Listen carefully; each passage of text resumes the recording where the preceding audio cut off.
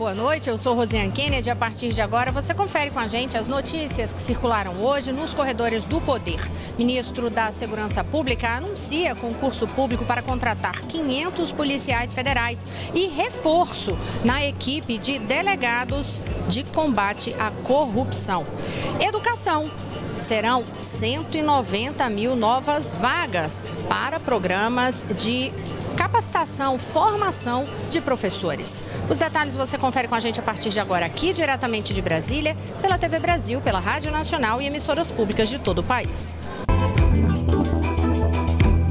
A gente começa falando sobre as atividades e uma coletiva que foi feita agora há pouco, foi concedida agora há pouco pelo ministro da Segurança Pública, Raul Jungmann, anunciando as ações da pasta dele especificamente. Então, Raul Jungmann anunciou, foi uma coletiva bem longa, ele anunciou uma série de medidas para reforçar esse combate à criminalidade em todo o país. Entre elas, ele anunciou que vai ser feito aí concurso público para contratação de 500 policiais federais e de mais 500 agentes da Polícia Rodoviária Federal em todo o país. Raul Jungmann disse que há recursos já garantidos para isso. Ele informou, inclusive, que o orçamento da pasta será de 2 bilhões e 700 milhões de reais e disse que já conversou com o ministro do Planejamento, Diego Oliveira, para garantir que não haverá contingenciamento, ou seja, bloqueio ali de valores deste orçamento do Ministério da Segurança Pública. O objetivo que o ministro anunciou como sendo aí o objetivo principal desse ministério, nas palavras dele, é a universalização do direito à segurança pública. E por isso ele anunciou uma série de outras medidas que você vai conferir com a gente, mas ele disse que já ao ser chamado aí para poder assumir essa função, ele conversou com o presidente da República, Michel Temer, e colocou ali algumas condições. Uma delas era justamente referente a essa questão dos recursos, que ele disse que queria essa garantia de que não haveria bloqueio de recursos e de que realmente haveria verba para a pasta, para essa atuação emergencial agora na questão do enfrentamento à criminalidade em todo o país. Outro requisito, segundo Raul Jungmann, foi a liberdade absoluta para compor a equipe dele.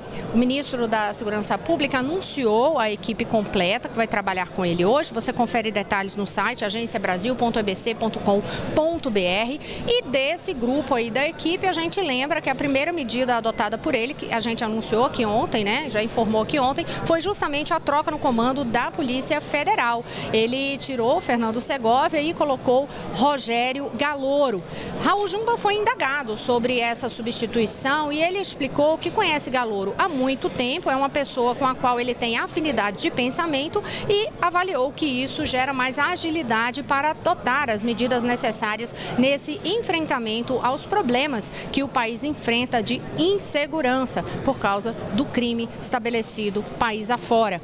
Ele afirmou também que deu uma orientação específica ali, taxativa, para o novo diretor da Polícia Federal. Ele disse que foi taxativo, disse: combata o crime, combata a corrupção.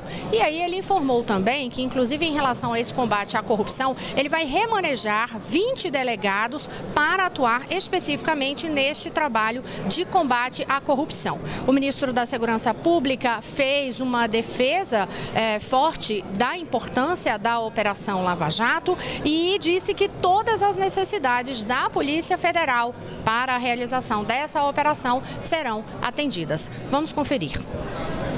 A determinação é que a Operação Lava Jato terá todo o nosso apoio e todas as suas necessidades no âmbito da Polícia Federal, elas serão atendidas. Ou seja, a Operação Lava Jato continua sendo uma prioridade e uma prioridade, eu diria, que é importante que assim seja, pelo que ela trouxe e vem trazendo em termos de resultados, juntamente, é claro, com muitas outras operações que são responsabilidade da Polícia Federal.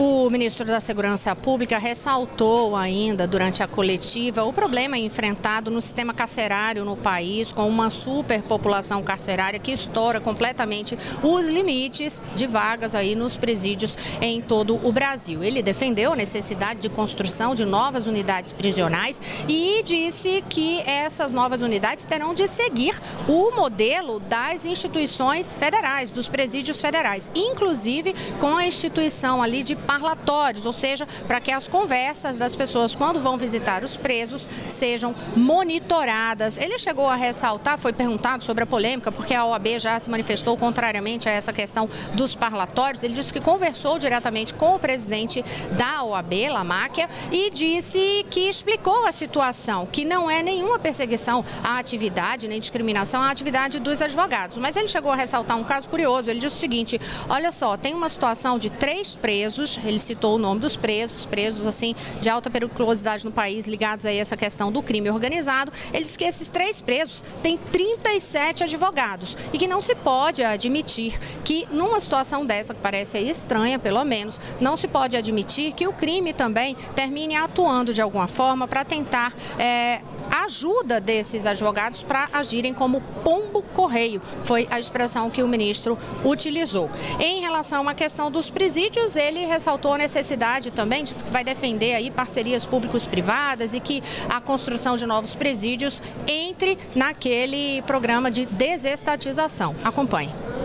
E espero que ainda em março esteja sendo submetido ao Conselho do programa a inclusão da construção de presídios e penitenciárias, seja no PPI, seja inclusive no Programa Nacional de Desestatização, porque, estando nesse programa, o BNDES pode fazer os projetos básicos.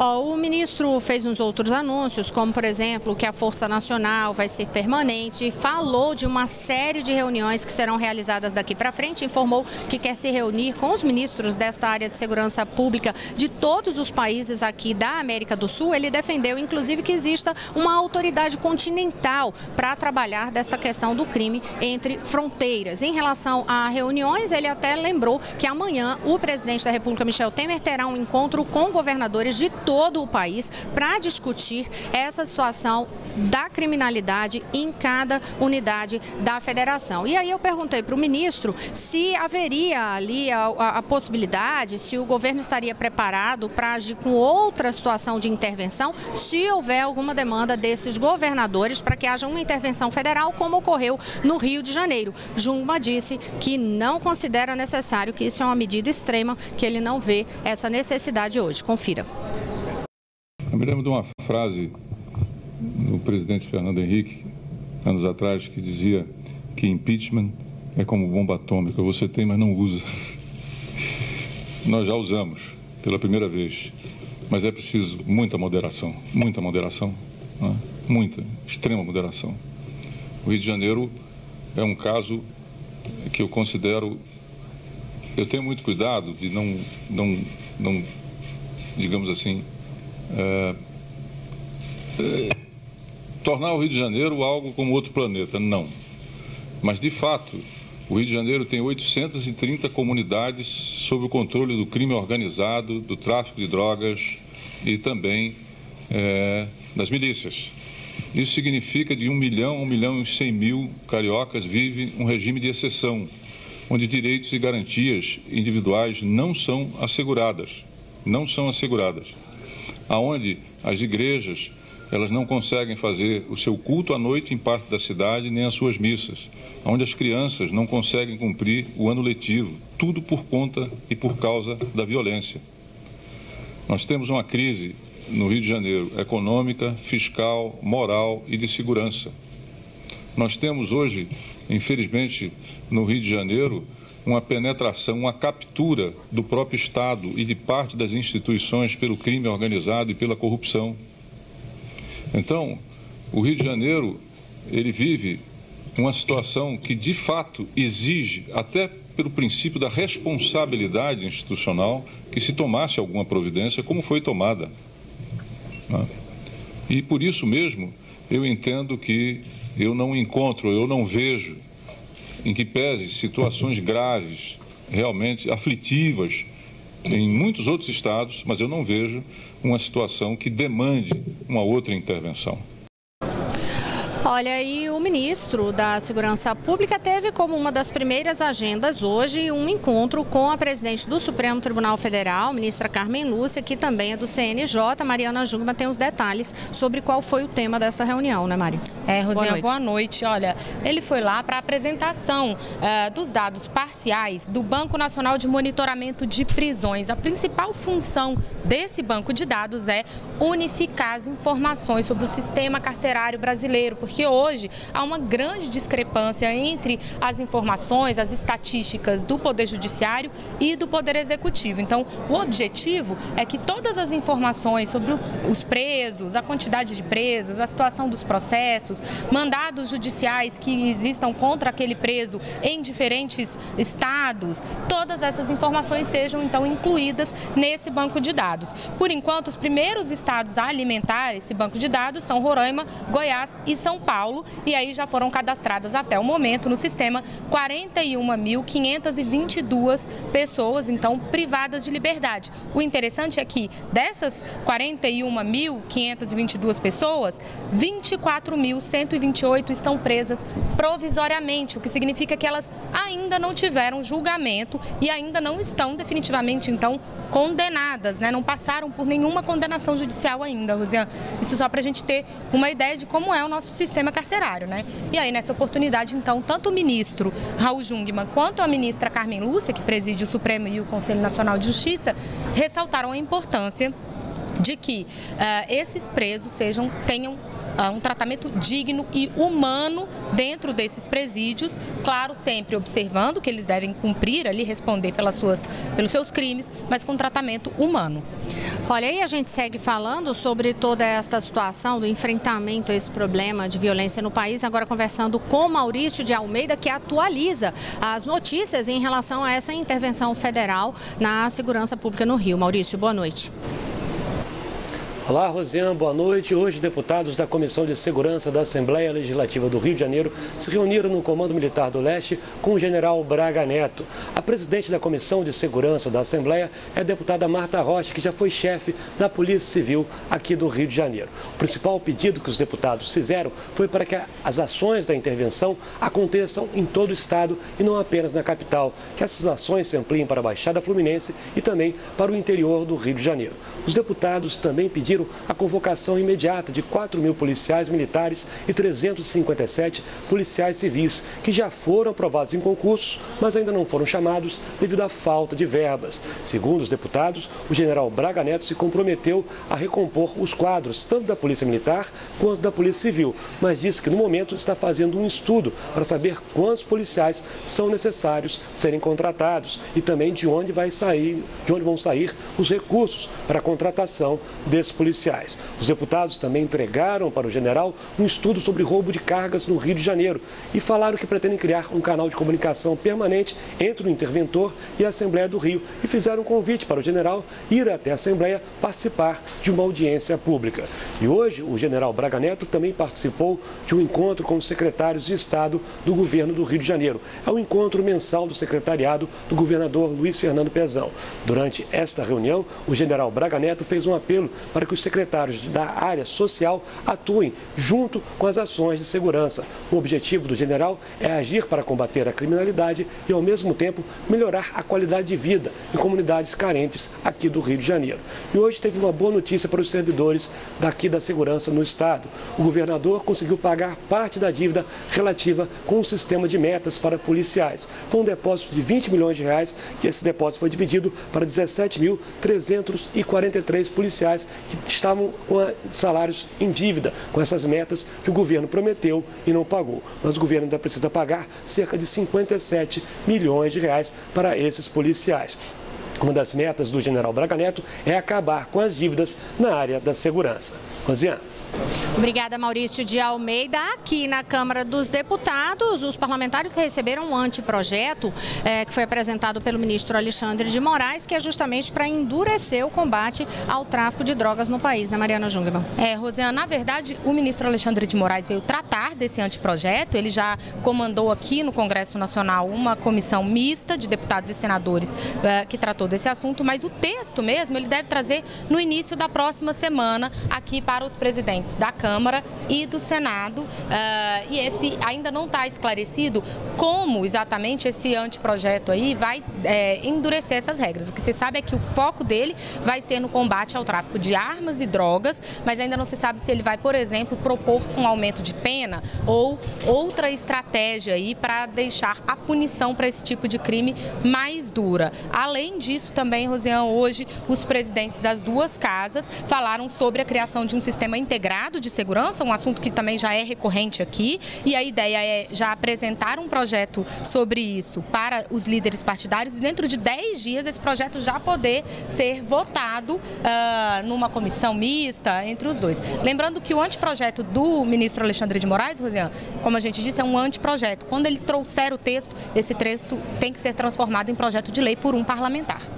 E a gente segue falando sobre os casos de violência no país. Agora a gente vai para a redação da TV Brasil. Em São Paulo, lá a questão já é com decisão judicial, tanto em caso de investigação de corrupção, como em outro julgamento que é daquela violência urbana mesmo, né, Vanessa? Que é aquele caso da chacina de Osasco e na outra situação o coronel aí condenado justamente por suspeita de esquema de desvio de recursos na Polícia Militar.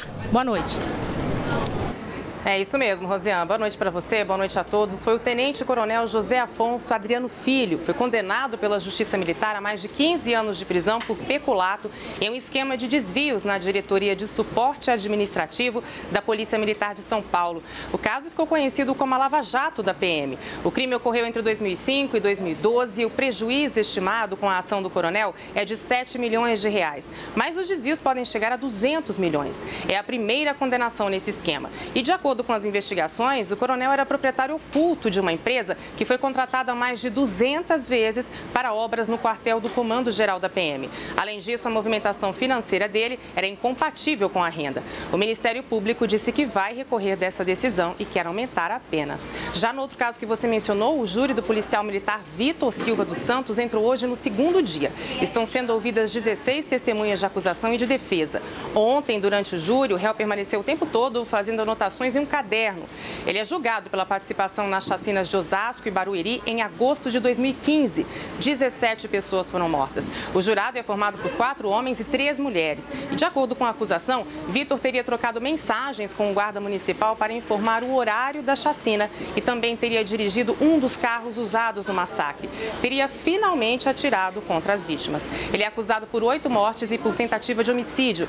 O julgamento deve terminar só na sexta-feira, Rosiane. Da Vanessa Casalino. E só mais uma informação ainda nesta área de segurança e decisões de poder com Mariana Jungmann. Mari, foi uma aprovação lá no Senado. Exatamente, Rosiane. Dentro desse pacote aí de temas relacionados à segurança, o Senado aprovou um projeto que obriga a Polícia Federal a investigar crimes que sejam praticados por milícias ou grupos paramilitares. Esse projeto vem agora aqui para a Câmara dos Deputados. Amanhã, então, a gente detalha o que é tópico por tópico desse projeto e o que é que vai ser essa tramitação aqui na Câmara dos Deputados. No próximo bloco, notícias de educação, vagas para a formação de professores. É daqui a pouquinho, eu volto já. Olá, estamos de volta. Eu sou Rosiane Kennedy. Você confere com a gente as notícias que circularam hoje nos corredores do poder. Uma dessas notícias de poder veio do Ministério da Educação, que anunciou 190 mil novas vagas para a formação de professores. Quem tem os detalhes? Claro, Jéssica Gonçalves. Boa noite. Boa noite, Rosiane. Boa noite a todos. Olha, o Ministério da Educação anunciou hoje 3 editais no valor total de R$1 bilhão para a formação de professores da educação básica. Os cursos de formação começam no mês de agosto e vão oferecer 190 mil vagas, 100 mil na Universidade Aberta do Brasil, 45 mil vagas no programa de bolsas de iniciação à docência e outras 45 mil para residência pedagógica. O ministro da Educação, Mendonça Filho, espera que, entre outros efeitos, esses editais editais consigam aumentar o número de pessoas alfabetizadas e melhorar o desempenho dos alunos na sala de aula. Durante a cerimônia, o presidente Michel Temer disse que a formação de crianças e jovens é o alicerce para uma economia próspera. A formação de crianças e jovens é, na verdade, o grande alicerce para uma economia próspera, para uma democracia vibrante e para uma cidadania plena. Daí, naturalmente, o empenho que todos temos em modernizar a educação no nosso país. Os editais serão publicados no Diário Oficial da União desta quinta-feira. Os valores das bolsas variam entre R$ 650 e R$ 1.500, de acordo com o curso escolhido. Rosiane. Jéssica, agora sobre um outro assunto, hoje a OCDE apresentou aí um relatório a respeito da economia brasileira. Quais são os detalhes que você destaca para a gente? Rosiane, cortar gastos e aumentar investimentos. Essa foi a tônica do relatório apresentado hoje pela Organização para a Cooperação e Desenvolvimento Econômico no Banco Central. A entidade, sediada em Paris, que é formada por 35 países, recomenda cortes de gastos para economizar até 7,9% do PIB do Brasil e recomenda também aumentar o investimento para que o país possa crescer. A Secretaria de Saúde do Distrito Federal Rosiane, continuando aí, a Secretaria de Saúde do Distrito Federal confirmou um caso de febre amarela em Brasília. O caso foi notificado em janeiro, mas só agora foi confirmado. Um funcionário da Granja do Torto contraiu a doença, mas já está curado. Esse é um caso autóctone, ou seja, a doença foi contraída aqui no DF. De 1º de janeiro até ontem, a Secretaria de Saúde registrou 29 casos suspeitos de febre amarela silvestre. Destes, 25 casos são de residentes no DF e 4 de pessoas de outras localidades. Eu volto com você, Rosiane. Obrigada, Jéssica Gonçalves. A gente está, inclusive, na expectativa da divulgação pelo Ministério da Saúde de dados atualizados em todo o país sobre esses casos de febre amarela. E agora eu chamo Carolina Pimentel, na redação da Agência Brasil. Carol, que é editora da agência e traz destaques da agência para a gente. Carol, boa noite. Boa noite, Rosiane. Boa noite a todos. Bem, o Supremo Tribunal Federal decidiu hoje manter a anistia a desmatadores que está prevista no Código Florestal. O código foi sancionado em 2012 e tem as normas gerais sobre a proteção e exploração de áreas ambientais em todo o país. O ponto mais contestado, mais polêmico aí do código é o artigo 60, que prevê a suspensão da punição por crime ambiental para os proprietários rurais que se comprometeram a recuperar áreas desmatadas. Para os ambientalistas, essa regra acaba anistiando quem já desmatou, mas o STF entendeu que o objetivo dessa regra é estimular quem estava irregular a procurar o Estado e regularizar sua situação. E olha, a sessão no STF foi suspensa agora há pouco e os ministros vão analisar amanhã se o cidadão que se declara transgênero pode mudar o nome nos documentos sem a necessidade da cirurgia de mudança de sexo.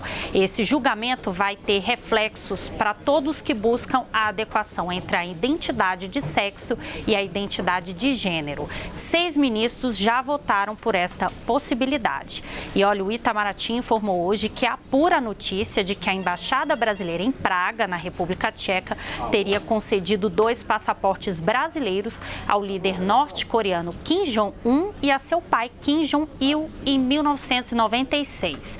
Essa notícia foi divulgada ontem pela agência de notícias Reuters. Nas imagens veiculadas pela agência, os documentos foram expedidos no dia 26 de fevereiro de 1996, com validade até fevereiro de 2006 e teriam sido usados para conseguir vistos em outros países. Rosiane.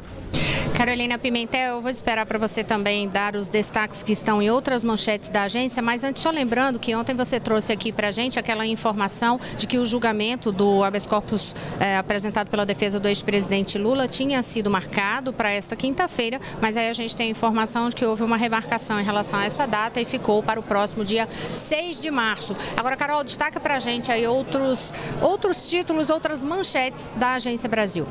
Vamos lá, os nossos destaques, Rosiane. Rozian, empresas aéreas podem ter que reembolsar passageiros por bilhetes não utilizados. O programa gerador da declaração do Imposto de Renda da Pessoa Física 2018 tem novidades de preenchimento. E setor público tem superávit primário recorde de 46 bilhões e 900 milhões de reais em janeiro. Imóveis do ex-ministro José Dirceu vão ser leiloados em abril. Esses são alguns dos nossos destaques, Rosiane, e tudo isso na nossa página agenciabrasil.tbc.com.br. Volto com você. Obrigada, Carolina Pimentel. Aqui na Câmara dos Deputados, já agora nesse finzinho do noticiário de hoje, eu já informo para você que no plenário da Câmara a expectativa em relação à votação daquele projeto que trata sobre a regulamentação dos aplicativos de contratação ali de motoristas, né, como Uber, Cabify e outros, mas está como último item da pauta, sem muita previsão em relação a isso. Mariana Jungmann acabou de ir lá e voltar, então ela vai monitorar isso hoje e traz detalhes amanhã, tal qual aquele outro projeto. Agora, só para encerrar, gente, a gente falou tanto de segurança hoje do Ministério da Segurança Pública. Uma curiosidade de bastidor para vocês, a Mariana viu lá conosco nesta coletiva o ministro anunciando todas essas medidas, tudo, e terminou que em algum momento ele brincou, porque ele disse que ainda não tem uma sede específica para o Ministério, e aí ele fez uma brincadeira, porque ele disse que ele era hoje um sem-teto, né, Mariana? Ele disse que existem 3 opções atualmente para a sede do Ministério, mas por enquanto nenhuma está definida. Ele é sem teto, por enquanto. Em relação a esta estrutura física do Ministério. E mais uma coisa que ele ressaltou foi acreditar que esse Ministério Extraordinário vai perdurar. Ele chegou a afirmar que ninguém vai passar a borracha neste Ministério da Segurança Nacional, independentemente de quem assuma a presidência da República no ano que vem. Uma boa noite a todos. Até amanhã. Boa noite. Boa noite, até amanhã.